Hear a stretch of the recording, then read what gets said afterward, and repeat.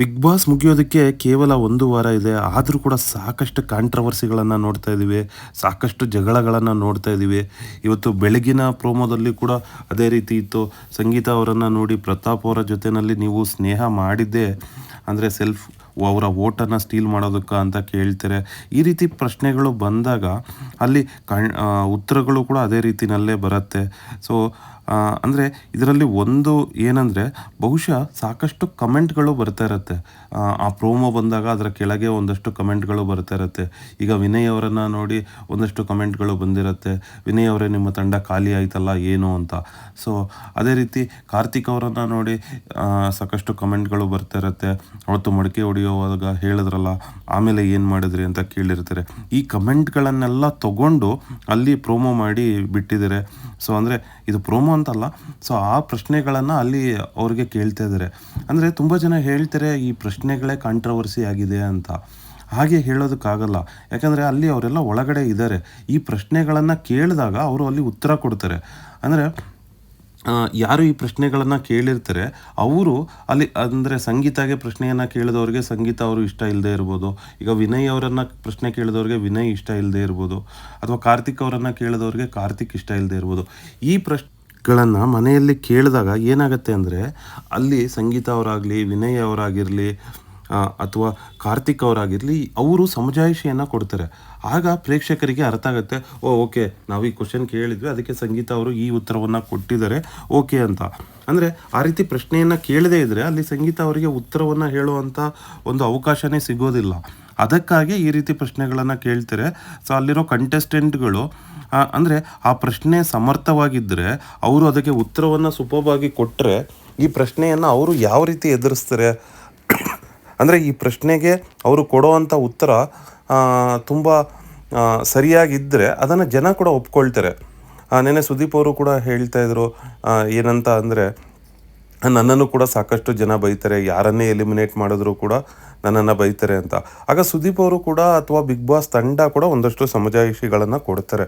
ಅಂದರೆ ಅದನ್ನು ಜನ ಒಪ್ಕೊಂಡ್ರೆ ಅಲ್ಲಿ ಸ್ವಲ್ಪ ಕಾಂಟ್ರವರ್ಸಿ ಕಮ್ಮಿ ಆಗುತ್ತೆ, ಅವರನ್ನು ಬೈಯೋದು ಕಮ್ಮಿ ಆಗುತ್ತೆ.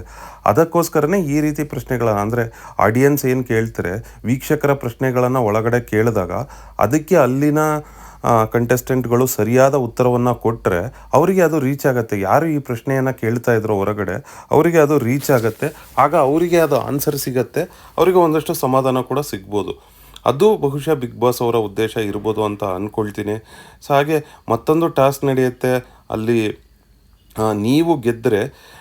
ನೀವು ಗೆದ್ದಿದ್ದನ್ನು ಬಿಟ್ಟು ಬೇರೆಯವರು ಯಾವ ಯಾವ ಸ್ಥಾನದಲ್ಲಿ ಇರಬೇಕು ಅಂತ ಕೇಳ್ತಾರೆ. ಆಗ ಮತ್ತೆ ಸ್ವಲ್ಪ ಸಂಗೀತ ಅವರ ಕಾರ್ತಿಕ್ ನಡುವೆ ಜಟಾಪಟಿ ನಡೆಯುತ್ತಾ ಇದೆ ಅಂತ ಹೇಳ್ಬೋದು.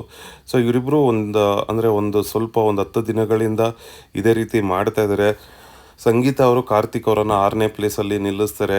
ಫಿನಾಲೆಗೆ ಬರೋದಕ್ಕೆ ಅರ್ಹತೆ ಇಲ್ಲ ಅನ್ನೋ ರೀತಿಯಲ್ಲಿ ಹೇಳ್ತಾರೆ. ಆಗ ಕಾರ್ತಿಕ್ ಅವರು ಕೂಡ ಸಂಗೀತ ಅವರನ್ನು ನೋಡಿ 0 ಅಂತ ಹೇಳ್ತಾರೆ. ಸೊ ಇವರಿಬ್ಬರು ಈ ಹಿಂದೆ ತುಂಬಾ ಫ್ರೆಂಡ್ಸ್ ಆಗಿದ್ದರು. ಯಾಕೆ ಈ ರೀತಿ ಆಗ್ತಾಯಿದೆ ಅಂದರೆ ಒಂದಷ್ಟು ದಿನ ಫ್ರೆಂಡ್ಸ್ ಆದ ನಂತರ ಸಂಬಂಧಗಳಿಗೆ ಅಷ್ಟೇನಾ ಬೆಲೆ, ಅಂದರೆ ಸಂಬಂಧಗಳಿಗೆ ಬೆಲೆನೇ ಇಲ್ವಾ, ಯಾಕೆ ಈ ರೀತಿ ಹೊಡೆದಾಡ್ತಾ ಇದ್ದಾರೆ ಅಂದರೆ ಅಲ್ಲಿ ಟಾಸ್ಕ್ಗೋಸ್ಕರ ಈ ರೀತಿ ಮಾಡ್ತಾನೂ ಇರ್ಬೋದು, ಹೇಳೋದಕ್ಕಾಗಲ್ಲ. ಅಂದರೆ ಅವರಿಬ್ಬರ ಮಧ್ಯೆ ಒಳ್ಳೆ ಅಂಡರ್ಸ್ಟ್ಯಾಂಡಿಂಗೇ ಇರ್ಬೋದು, ಅವರಿಬ್ಬರು ಮಾತಾಡಿಕೊಂಡು ಕೂಡ ಇರ್ಬೋದು. ಸೊ ಇದೇ ರೀತಿ ಮಾಡಬೇಕಾಗತ್ತೆ, ಈಗಿದ್ರೇ ಅಲ್ಲಿ TRP ಬರುತ್ತೆ ಅಂತ.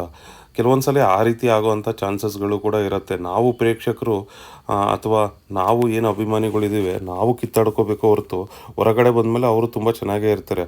ಅಂದರೆ ಕಾರ್ತಿಕ್ ಮನೆಗೆ ಸಂಗೀತ ಹೋಗಿರ್ತಾರೆ, ಸಂಗೀತ ಅವರ ಮನೆಗೆ ಕಾರ್ತಿಕ್ ಬರ್ತಾರೆ, ಅವರು ಫ್ರೆಂಡ್ಸ್ ಆಗಿರ್ತಾರೆ, ಸೂಪರ್ಬ್ ಆಗಿರ್ತಾರೆ.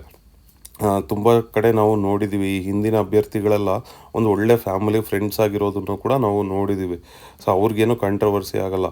ಅಂದರೆ ಏನು ಅಭಿಮಾನಿಗಳಿದ್ದಾರೆ ಅವರು ಅಲ್ಲಿ ಅಂದರೆ ಅವರಲ್ಲಿ ಏನು ಮಾಡ್ತಾಯಿದ್ದಾರೆ ಸಂಗೀತ ಆಗಲಿ ಕಾರ್ತಿಕ್ ಆಗಲಿ ಅವರು ದುಡ್ಡಿಗೋಸ್ಕರ ಗೆಲ್ಲೋದಕ್ಕೋಸ್ಕರ ಮಾಡ್ತಾಯಿದ್ದಾರೆ. ಸೊ ನಮ್ಮ ಅಭಿಮಾನಿಗಳು ಏನು ಕಮೆಂಟ್ ಹಾಕಿ ಕಿತ್ತಾಡ್ತಾರೆ ಅದರಿಂದ ಅವ್ರಿಗೇನು ಒಂದು ನಯ ಪೈಸೆ ಪ್ರಯೋಜನ ಇಲ್ಲ. ಸೊ ಒಂದಷ್ಟು ಕಮೆಂಟ್ಗಳನ್ನು ಹಾಕುವಾಗ ಸ್ವಲ್ಪ ಯೋಚನೆ ಮಾಡಿ, ಸೊ ಏನು ಮಾತಾಡ್ತಾ ಇದ್ದೀವಿ ಅನ್ನೋದನ್ನು ಯೋಚನೆ ಮಾಡಿ ಮಾತಾಡಿ. ಸೊ ಆಗ ಅದು ಒಳ್ಳೆಯದು ಅನಿಸುತ್ತೆ. ಅಲ್ಲಿ ಸುದೀಪ್ ಅವರು ಹೇಳಿದಂತೆ ಎಲ್ಲರಿಗೂ ಅಭಿಮಾನಿಗಳಿರ್ತಾರೆ.